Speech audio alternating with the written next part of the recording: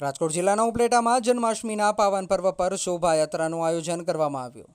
આજે હિન્દુ સમાજનો પાવન અવસર અને ભગવાન શ્રી કૃષ્ણનો જન્મદિવસ એટલે કે જન્માષ્ટમીના પવિત્ર દિવસે હિન્દુ સમાજ દ્વારા કૃષ્ણ ભગવાનના જન્મદિવસની ખૂબ જ ઉલ્લાસભેર ઉજવણી કરવામાં આવતી હોય છે।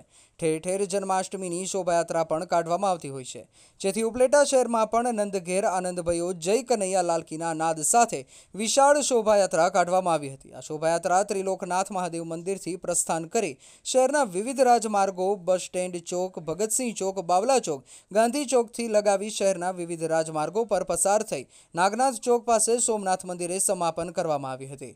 ઉપલેટા શહેરમાં કૃષ્ણા ગ્રુપ દ્વારા વર્ષોથી જન્માષ્ટમીના દિવસે શોભાયાત્રાનું આયોજન કરવામાં આવતું હોય છે, જેમાં ઉપલેટા સહિત તાલુકાના પણ ધર્મપ્રેમી લોકો બહોળી સંખ્યામાં જોડાઈ જન્માષ્ટમી શોભાયાત્રાનો લાભ લેતા હોય છે। રિપોર્ટર ભાવેશ ગોહિલ, ઉપલેટા।